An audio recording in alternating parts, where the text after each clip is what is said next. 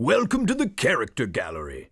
Thomas and James have many friends on the island of Sodor. Visit them all by pressing the left direction button on your controller. James is a medium-sized engine. His 6 driving wheels are not as big as Gordon's and not as small as Thomas's. He has a fine scarlet coat and brass dome and likes to think of himself as a really splendid engine. This can occasionally lead to highfalutin ideas about the sort of work suitable for such a noble creature. Invariably, they land James in trouble. Thomas can be described as a cheeky, fussy little engine. He often gets into scrapes, usually by being overeager to do things best left to bigger and more sensible engines. But clouds never last long in Thomas's life, and he's soon bustling about again, playing his part in the yard and on his very own branch line, of which he is extremely proud.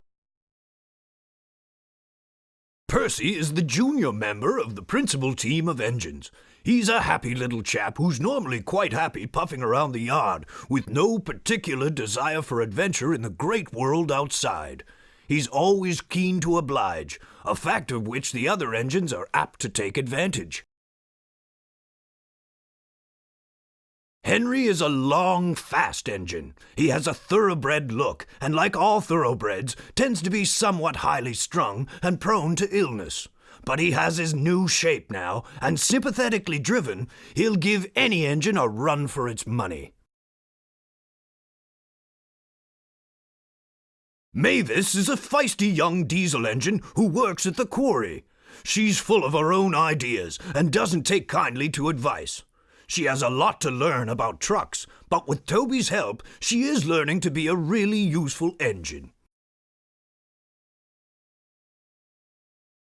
Gordon is the senior member of the engine family, the fastest and most powerful of my string, and he knows it. He's good-hearted, though, and always willing to forgive, and uses his superior strength to help smaller engines out of trouble.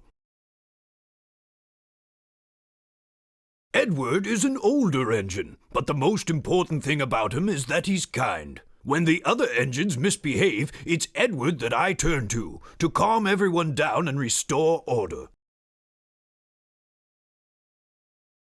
Toby is old-fashioned, both in looks and outlook.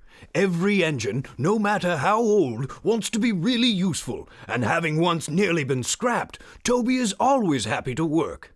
He's not above being temperamental sometimes, but since he works mainly up on an outlying quarry line, he can work off his moods without causing grief to anyone except his own faithful coach, Henrietta.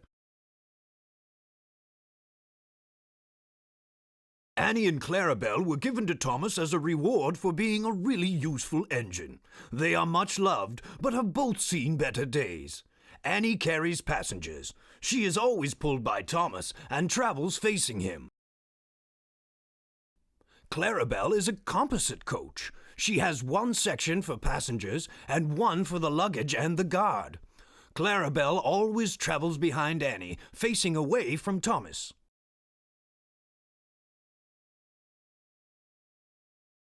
Bertie has a great deal in common with Thomas. Ever since their great race, they've been the firmest of friends. Bertie's strongest characteristic is his friendly grin and his readiness to help any engine prepared to admit that just sometimes roads have their uses as well as rails.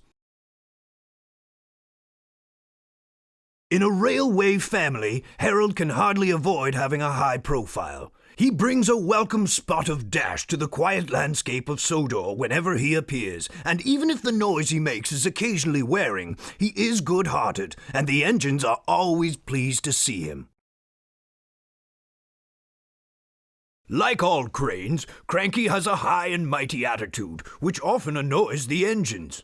Cranky knows that if he ever gets too big for his crane hook, the engines have ways of getting back at him. However, Cranky enjoys teasing them because he says it makes for good working relationships. But don't ask Percy if he agrees. Trevor is a very old tractor who enjoys to spend time dozing in the sun. However, he dislikes being left outside for too long and loves an opportunity to show he's still capable of a good day's work. Slow and steady and always with a smile, that's Terence. The subject of endless teasing from the younger engines because of his caterpillar tracks, Terence takes it all in good stride and gets on with the job, never hesitating to help out when an emergency pull is called for. It's been many years since I first came to Sodor as a railway engineer. I rose quickly in the company, being a director at an early age and eventually chairman. My imposing appearance, no less than my firm but kindly handling of both engines and staff, earned me the affectionate nickname of the Fat Director. Then, after nationalization, when I was awarded a knighthood for my services to the railway industry, I became Sir Topham Hatt, the Fat Controller.